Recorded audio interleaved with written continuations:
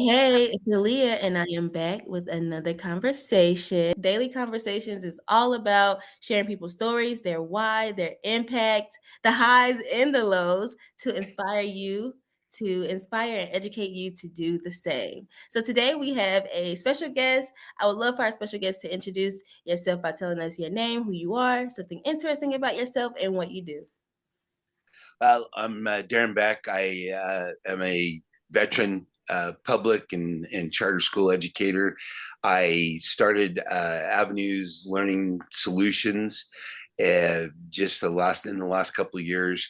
I am a huge proponent of choice in education, but especially of parent voice and student choice. I believe very strongly in those things.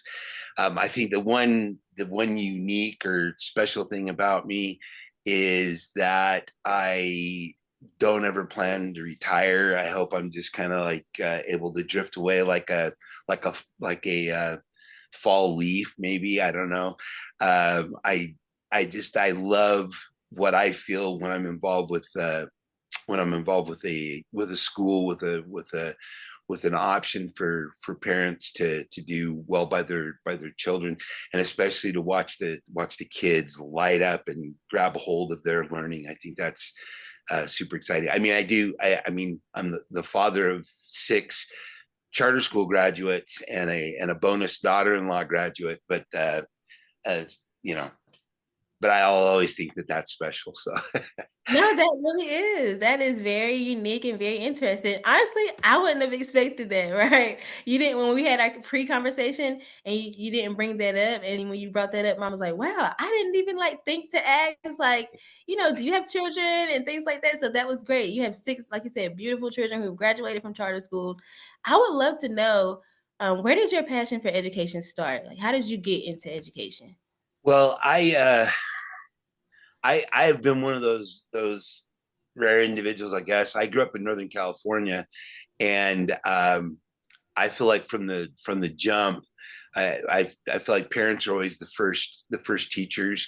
So I had really lucked out in that I have a great set of parents that really provided some key learnings, not necessarily can you say they're academic by any stretch, but I watched my dad work really, really hard to provide for a family and then also go to college. And I watched my mom be very supportive of that. And yeah, that's very old school maybe, but it was very powerful. He didn't really have a plan, but he knew he wanted to be college educated.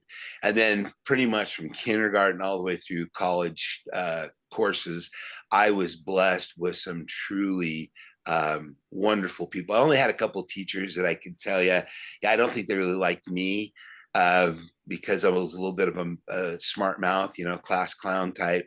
But I had a couple of them that must have recognized, like I do, that with the smart remarks and the being a little bit of a clown, there's an intellect there, and it was kind of my job to unlock that and figure out how to make it valuable once I became a teacher and then an administrator.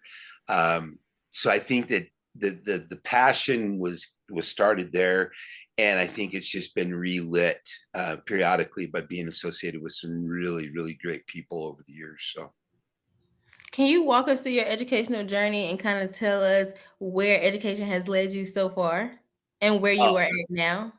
oh my heavens, I would have to say I've felt like I've spent a lot of time in the valley of the shadow of death, uh, because I feel like we don't. I lived for 2 years down in southern Chile, and I watched teachers would walk into a store, market, whatever, walk into a church service, and they were not necessarily were they revered, but there was a respect that came when those folks would walk into when they'd walk into any setting, in any facility, and I thought, wow, that's powerful. I don't I don't see that here. I see kind of a a, a celebrity type thing. Kids will get excited about seeing a teacher, young, especially the elementary level. Um, but I really thought that was something. But unlike unlike some, I wasn't just caught up in the celebrity aspect of it. There's something about an individual who puts himself through education, whatever, and that draws, that lifts people. I think that's what I think that's what really got me excited. So once I got back home in the mid '80s, and I decided to go to college, I thought maybe I'll do this education thing. Then I started looking at what educators make in the United States and even in California at that time. And I thought, no, I gotta do something that pays a little bit better. So I was very successful in becoming a middle manager in some different businesses in property management, survey research, even retail sales. And what I found was, as long as I could keep the workers happy, and as long as I kept the executive happy, the executives happy, I was miserable, but I was very successful. And that was the kind of the tale of the middle manager, which is not a whole lot different sometimes from an administrator in a school, depending on the size of the school district, whatnot, because they are really in charge of the school, but they're not really in charge of the school. And but there's a different sense or feeling being an administrator in a charter school or a traditional public school than there is in those other realms, maybe, because if you're committed to the concept that education has a power to it, that there's a way to lift others, then I think that's the key. That's the spirit, in a sense. I didn't ever feel that as and I got great bonus checks as a middle manager in corporate America, but having a kid. In fact, this just happened Saturday. Having two kids, I pulled up to get some gas at a convenience store, and two kids were a couple pumps over and come running over. Hey, Beck, how's it going? And I had to look I had to adjust the glasses a little bit to see who it was, because the kids from several years ago, but they wanted to share with me what they were up to, that they were grateful I didn't ever give up on them, those types of things, which I know tons of educators have that experience, but it was very powerful. So once I had my degree, started to have a family, I realized I wanted to be a happier, better person. That's what kind of brought me into, and I started off in the public system, and then we moved to Utah to be closer to my wife's family, and I found charter schools, and it has been I hate to say it like this, love affair ever since, but I just absolutely love being involved in education, because there's always something I can do better. There's always something I can get better at. What do you like the most about like charter schools versus like public schools? Do you know the different like could you maybe explain the difference a little bit? Yeah, I think for me the main thing is the there's a level of autonomy. It certainly comes with a degree of challenge or demand for accountability that I don't believe traditional public schools will always necessarily experience. They think they do, but they really don't. And that is at a charter school, even in the state of Utah, that's got an evergreen law, meaning once you've got a charter, you pretty much have it unless you do something really horrific. Most states have a renewal process that if traditional public schools had to go through that, I think there would be a change in attitude. There wouldn't be such we wouldn't be at such odds. But I think I like the idea, the notion of choice on the one hand and accountability on the other. Like I can choose to do as a charter, we can choose to do whatever we want to do, provided we follow the law and so forth. But we're accountable, and we're accountable to probably the most crucial component or constituency, and that's the parents. If you don't have good parent support, if you don't have kids that appreciate and take advantage of the opportunities that they have, your school doesn't get in enrollment, and without enrollment, you're not paying the bills, and without being able to pay the bills, you close. And I'm not wishing that upon traditional public schools by any stretch. But I believe those are probably the key differences, or the choice and accountability. Um, Being able to freely do some of the things. I don't have to wait for a school district and this big slow process. If we decide we want to do something, we can turn closer to turn on a dime, really quick, than a school district can. And I kind of like that. I like the fact that we can hear parents out, hear teachers out, hear students out, and not have it be this thing where we're just going to do this one thing and that's all we're ever going to do. And it's not dynamic enough for the times that we live in. So why do you feel like school choice is important, especially for parents who, may not I'm not gonna say agree, but may be looking for other options. Like what would you tell parents about Yeah, school choice? I think the main thing for parents, having been a parent, and we actually gave our kids as they got older. We didn't, not so much. I can't claim to be so open minded when they were younger, but as they got older, we gave them options and said you can either go to this school, or you're welcome. There's this high school or this high school. And what I love is the option, the as a dad, I love the options that were available.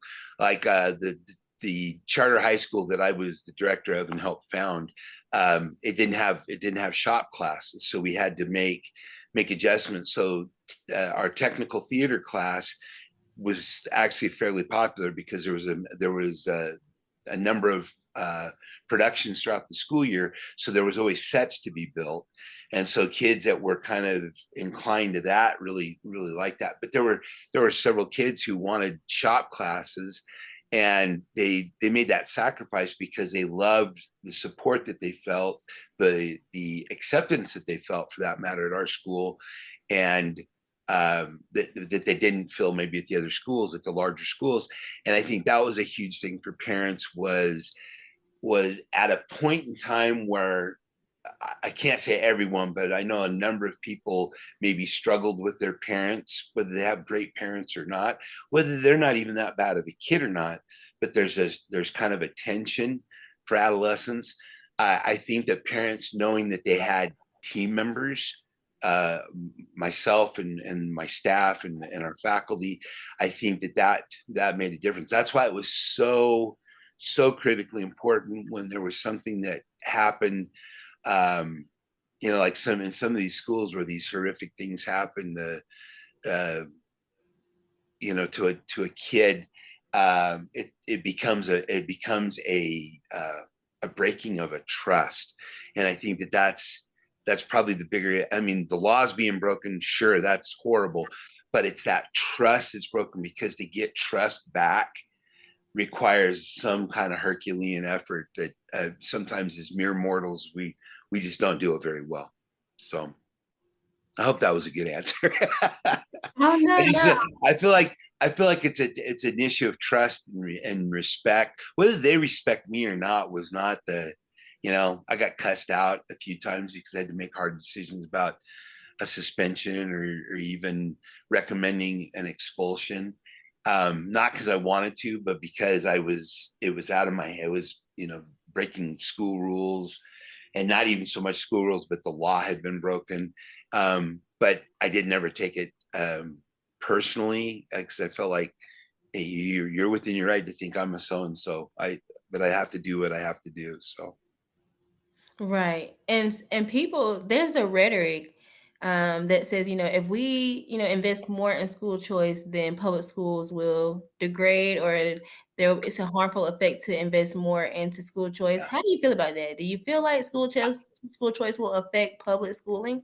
I'm gonna hope so, but because I've been in it now, oh heavens, almost 30 years. Yeah, almost 30 years I've been in education.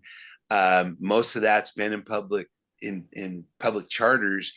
I would have hoped that by now there was some change, but I think the dynamic is that some schools, yeah, and I'm going to say this, and it won't be a popular take with some charter folks maybe that see this, but I don't think anybody's got a corner on the market. of what's good or not. But I do believe that there are things I've observed, at least, and in not just Utah but in different states, where public schools are changing. You get some dynamic superintendents, even some principals who are doing things, and especially some teachers. And so there's some changes, but it's glacial. It's a glacial change. Um, do I think it's all necessarily associated with education choice? I don't know that the changes would have necessarily taken place without it, or the change would be so painfully slow that we wouldn't even notice it. Maybe I mean, I'm not necessarily the best at forecasting, but I can look back and say, yeah, it's been a slow change, but I've seen some really cool stuff come out of this. And there's some people who I really respect in education that wouldn't have anything to do with a charter school, but they don't have a problem seeing the value and the utility of a smaller school setup. So I just think it's glacial. I don't think it's had the impact everybody wants it to have. And I think that even within charter schools, there are factions. You get the labels of progressive and conservative. And it's like, at the end of the day, if we're not taking care of kids, I really don't give a crap what your approach is. If you're not taking care of kids, please go sell insurance, go do anything else other than be in education. That's my hot take, I guess. I like that. So basically, what you're saying is that, school choice has put a fuel, even though it's been like small changes, but it has put a fuel in changing the way that traditional public schools do learning, because it has made more public schools aware of like the choices. Like parents can take their children out of school and do other Oh, things. yeah, And I think definitely. that's important if you want change. Yeah. Well, if you've, I mean, and I know you've seen this. You're looking at it. You're in deep with this stuff. You've seen ever since COVID, and I've been saying it probably since I don't know, probably since 2010. Uh, families don't need schools. Parents and families don't need schools. We need parents and families. We don't have schools without it. I mean, and if this is a profession, and I don't know that I feel like a fraud by any stretch, but it's like, if I don't have enrollment, I don't really, what's the purpose of my existence in the sense of a profession, or a school or whatever. So once COVID hit and these pods started popping up, and we saw how sometimes ineffective we were about projecting a class, online in some format. And there's some people that do it brilliantly. Oh my gosh, it's a thing of beauty to behold, somebody who can capture 20 kids on a Zoom call and really seem to be continually moving the needle. Problem is that doesn't happen with everybody, and not everybody's got good Wi-Fi. Like, I have horrible Wi-Fi. I'm surprised I haven't frozen a couple of times since we started talking. And that's just me not having good Wi-Fi. Some families just don't have it, and they don't have the system in their family in place that allows them to do that. So you can't sit there and go, well, see, if we all just went to virtual. No, because we saw that it was a fail. And we see the NAEP scores came out, and everybody that had been gloom and dooming it, they were right. We're failing.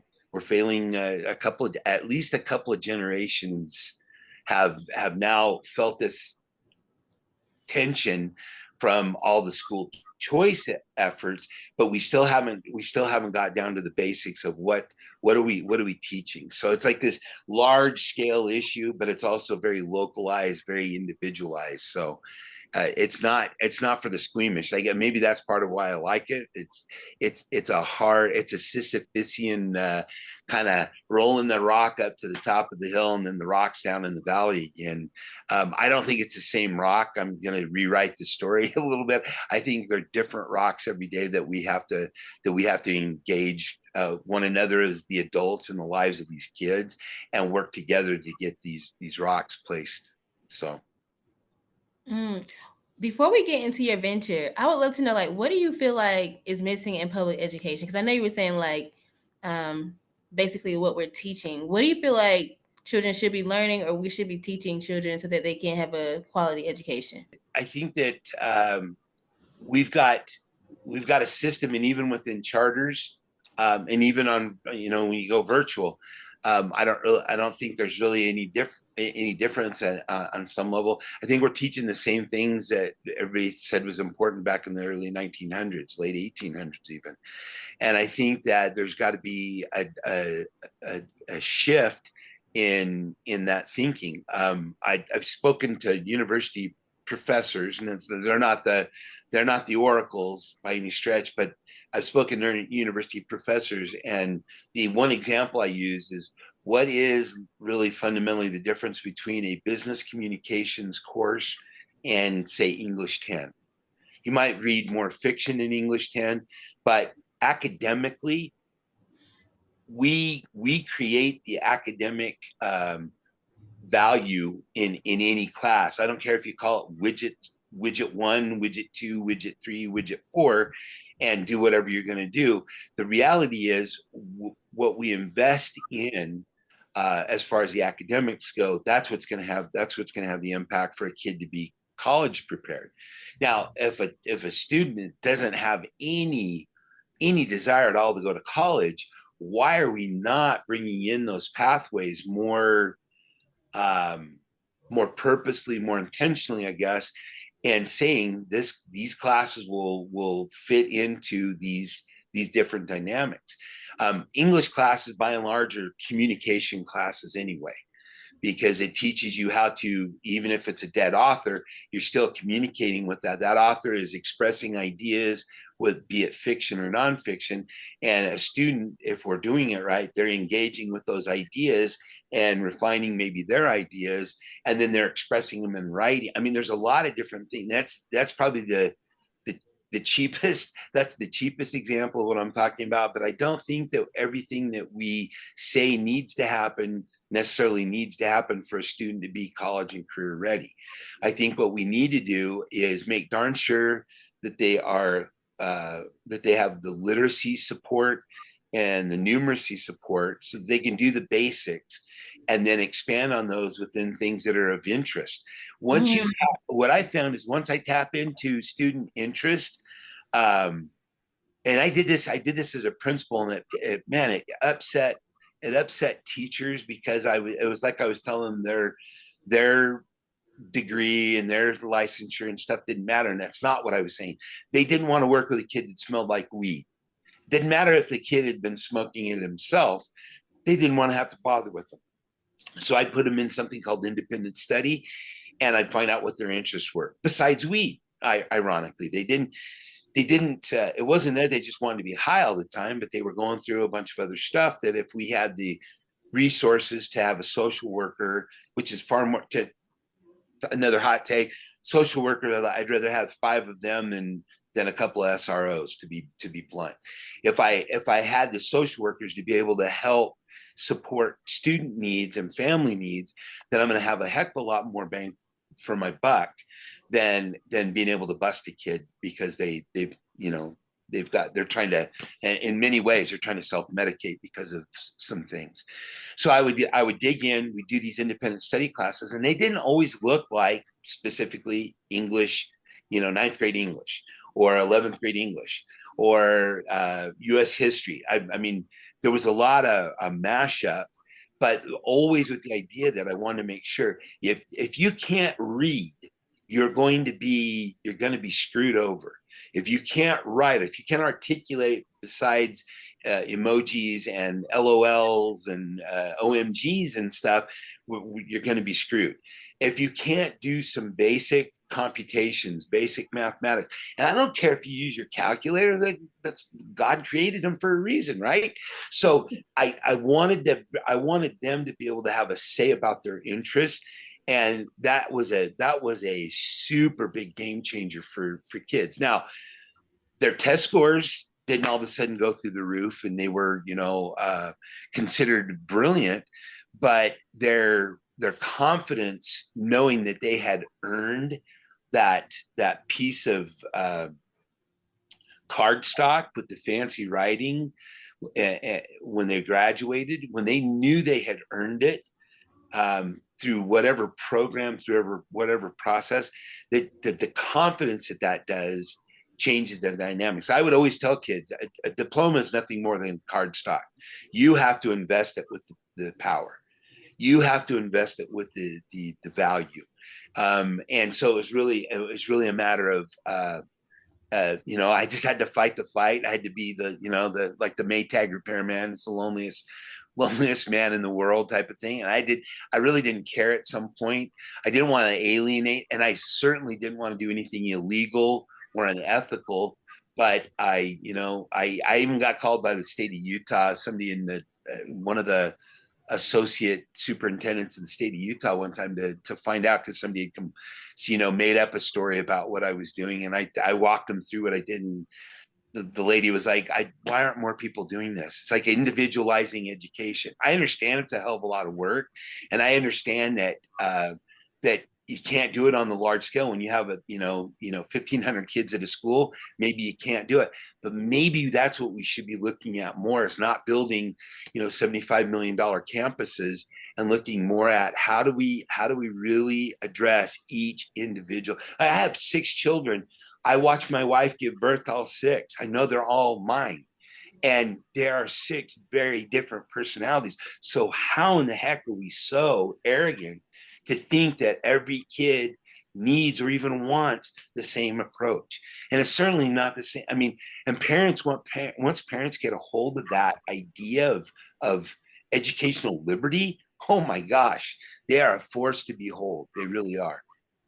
Wow. I think I went off track. No, no, I absolutely love that, because this is what I teach a lot of times. Because when I find that a parent wants to homeschool, that's what they're saying. They're saying maybe that their children are disengaged. Maybe there has been some experiences that they don't really like.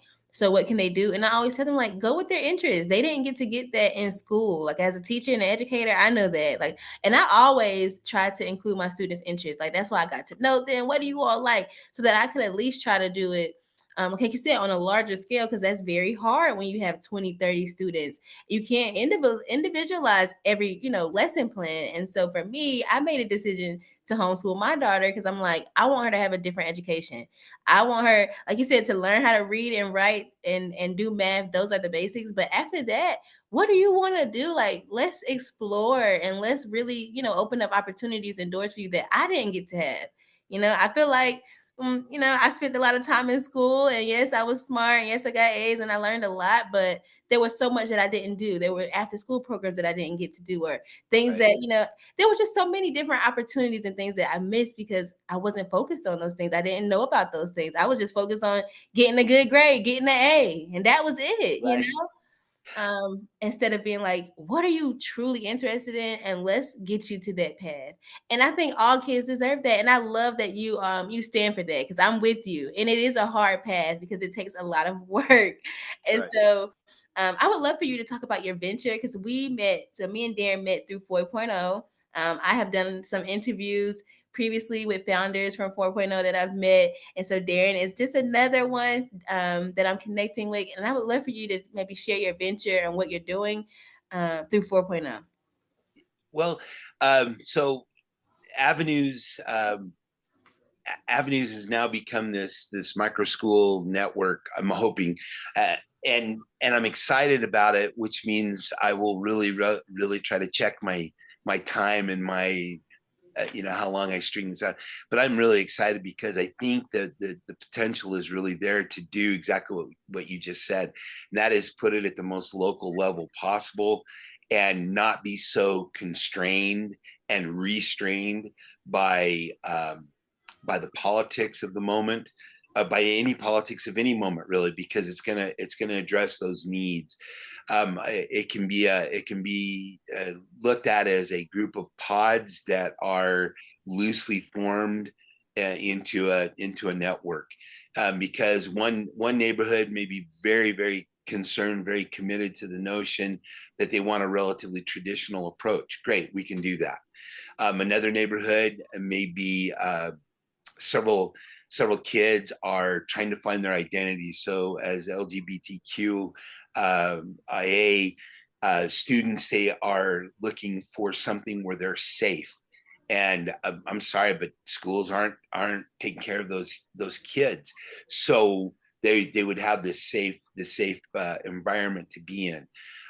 Looking at language learners that they feel inhibited maybe, and it's not about, because it's a dirty word for me, it's not about segregation as much as it's about liberation, in the sense that you're not obligated to do what this school does or this pod does or anything else.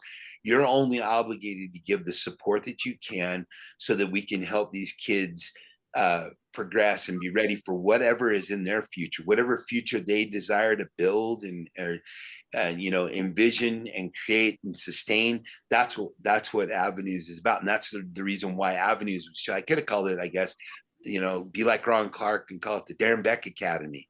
And I have great respect for Ron Clark and what he did. However, it's not about my ego. It's about making sure that I don't, when I do leave this earth, that I'm not leaving it a bigger mess. That I'm trying to be an ally for the things that I believe in, and I want to take care of, and I really want to pay it back to all these great educators, many of whom, because at my age, many of whom passed away.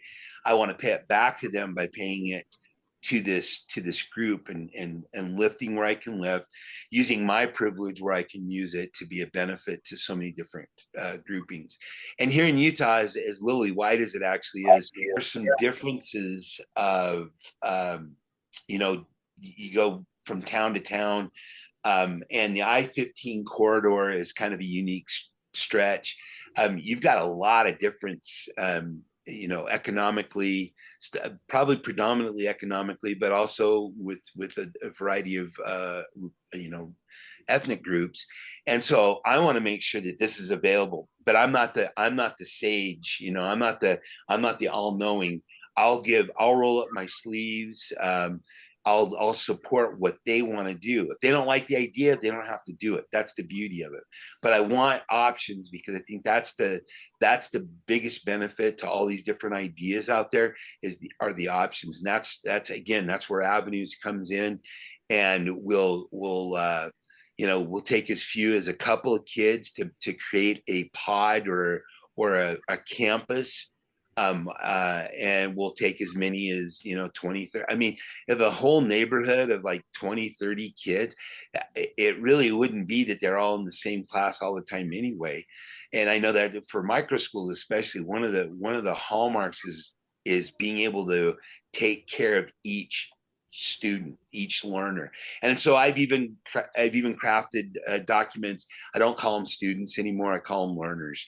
And the adults are probably going to be in the same boat as far as that goes. I am confident enough in this that initially I don't have anybody making any money. I did this for actually a couple of years ago. I did it for a year. I called it Lift High, and we had 35 kids, and they were doing either a la carte. They would come in for only one or two classes, or they would be there Mondays and Wednesdays, for the full days of classes. And I tried to make sure I had the basics: math, science, history, English. But we did some creative things. I did something called integrated studies, which really, it was kind of difficult for a couple of the kids, but they were the subject. And it was about crafting a life plan, and looking at these different goals and objectives in maybe a different light, finding out what their creative interests were, and kind of celebrating those and utilizing those. We did a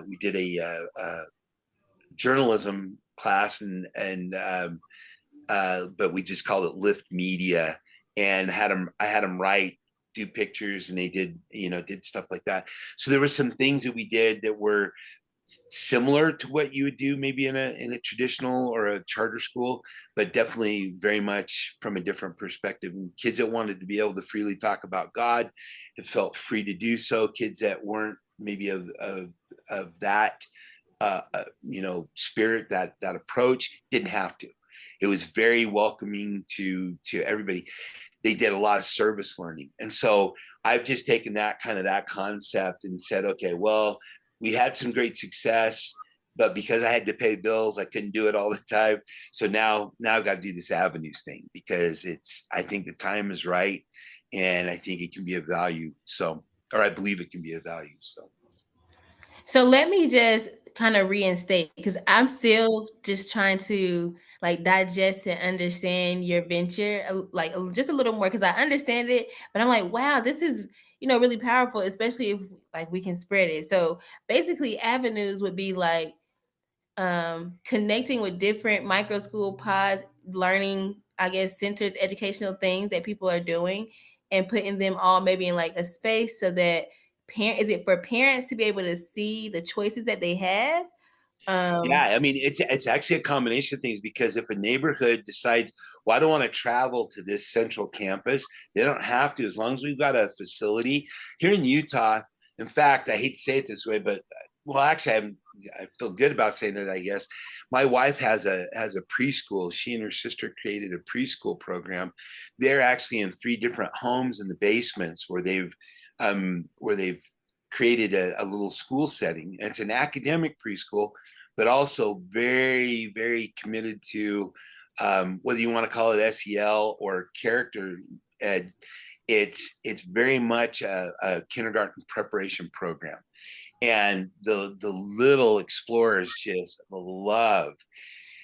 So the idea is, we're not hindered, at least for the time being, by regulations say we can't do that. Some communities will say, well, you can't have more than 10 students at a time. That's perfect. There's your micro school. As long as we have a basement space, and with older students, which is what Avenues is about, is high school. You have fold up tables and folding chairs, and you come in, you can do a couple of, and this is a hybrid approach, but come in, maybe do a couple of mornings a week, and then you turn people loose to do some of the other stuff. The literacy instructions, the numeracy instruction would happen when we're all together, but you can do that in neighborhood after neighborhood. There are stores here in Utah that have kind of a cafeteria. Well, it's not really a cafeteria, but it's like there's tables and chairs in a loft area, or they're set off on one corner. And as long as you're not interfering with the lunchtime, you've got these different spaces that are actually open, available to the public. You can come in, do some quick checks. A smaller group, that might be the case. I come in, we look through their portfolios for a couple hours, do some level of instruction. But there is a value in being able to send maybe the teachers or the educators out, the mentors out to support the learners, rather than the learners having to come to a central place.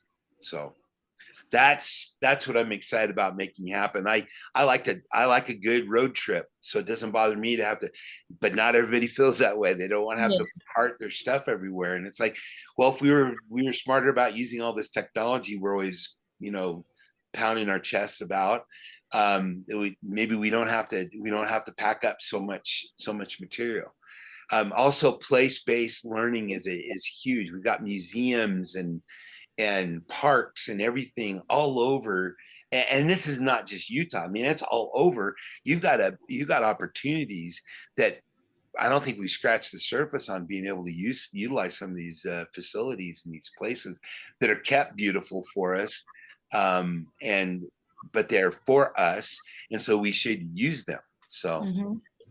Wow, that's beautiful. I really love that, because, like you said, with your idea, with your venture, you're just providing more options and more opportunities for children to get the learning that they deserve, the individualized learning. Because at the end of the day, have like we have spoken about, public education, they are trying to address issues on a wider, bigger scale, where you have yeah, to meet a certain standard. And when we, as educators and parents, we can get together and we can provide smaller options for students, even if it's like you said, 10. Those are 10 children that will be getting individual learning, going on a path that they want to go on. and having a successful future, you know, that it's leading them on the path that they want to go, not just a path. Like you got to follow this path to get to this paper, but Exactly. really like, you know, like they are going where they, you know, where they want to go. And I just think that's so beautiful. We need more options. I think people don't need to be Yeah. scared about having options. There's nothing wrong with having options. And if at the end of the day they get to their senior year and want to take what they've gained from avenues or a charter school, or they're at a traditional school and they want to go to avenues or a charter school, they should have that option. They should still be able to graduate and it should still be valid. And if they get into, I mean, if they're truly prepared for college or they're truly prepared for the workplace, then we've just won the battle. The problem is we shortchange, especially because they get older. As kids get older, they get a little bit more sullen, and I appreciate that. When see, I think about when I was a kid. Like I said, I had great parents, but when I felt like I was not being heard, uh, and it didn't matter if it was my parents or any other adults. If I felt like they were full of beans, I just like, no, this is my life. How is it I'm supposed to do this and it's going to work? It hasn't worked out perfectly. And I did have a level of say about it. But the reason some of the rebelliousness, for lack of a better term, comes out for some people is because what we got told isn't working. So Mhm. quit telling kids that, and that's Yeah. actually be present enough to hear them. Now, I failed miserably. You could talk to all 6 of my kids and they would tell you, yeah, old man can say some really good stuff, but has he always honored that? No, I didn't as a younger dad, but I'm certainly hearing it now, because trying to tell everybody, all the kids or their parents, what's what. I want us to be a partner. We should be supporting the most important teachers, and that's the parents. And in some cases, it's kids have been put into a situation where it's a guardianship. That whether it's grandparents, aunt, uncle, or it's actual straight in a foster or proctor care system. I don't care who the adults are. If we're not engaging them and supporting them, then we're trying to take over their job, and that's unnatural in a sense. We've got to be more supportive of understanding that just because a family does this doesn't mean they're wrong or bad, because I don't. It's that's how they do it. So that's how do we co-opt that energy and make it a valuable situation for the kid? Because if we fail the kids, we devour the young in this country as it is. We are so halfway about how we do stuff for kids. But when we don't take care of the kids, the future is really, it's already tenuous, but it's so much worse because we just don't take care of kids like we should. I love that. Every word that you said, I love this so, so much. So I would love to end the pod with you just maybe giving some advice. It could be to educators, parents, whoever on like education, and maybe like share what your hopes for education is. Okay. Um, well, first and foremost, I'm very grateful. I hope I've been of value to you, because I think it's an honor to be invited to speak about something I feel so strongly about. So thank you very much for this time, this space. Um, I I think the most important thing is I have a unique relationship, I believe, with God. And I believe that the worth of every soul is great in God's sight. With that comes a responsibility for me to do everything in my power to lift and honor and respect each soul that I interact with, and it's irrespective of age. So, because of that central belief, that's my hope, is that we can undo the notion that we have to do things a certain set way, that we can get to a point where we are free to move about and do whatever we need to do to lift young people up, to lift one another up, for that matter, because we are in a time and place and space where I believe that if we don't give ourselves permission to do whatever we need to do, I think we're in bigger trouble than we might suspect. So I think it's that whole. I think my desire, my aspiration, is that we see each other as supremely valuable, that in all of the creations out there, the moon, the stars, the suns, the planets, and even here on earth, the mountains, the trees, the rivers, the lakes, uh, even man-made, you know, construction, in all of that, each one of us is unique. Each one of us is so individual. And I think that when if we can get a sense of that, it's a lot easier to want to lift and not always destroy or not always wreck or not always be negative. But it's about lifting and working together and building something worthwhile. So I don't know how good I don't know how much good advice is actually. But No, that was very beautiful because at the end of the day, it's like a full circle. How we started is how we're ending, right? Which is valuing the uniqueness of each learner's, each learner, right? And each parent and how we can support them in general, right? Just by being, our unique selves and spreading that light towards other people, which is what you're doing. I love that so much. Thank you, Darren. I really appreciate you for taking the time and energy to sit and talk about education because it's something that I love. I love talking about education. I love sharing, other people's perspectives about education with others. I hope that, parents who watch this, educators who watch this, they get something from this, they gain something from this. Thank you all who are out there, right, watching.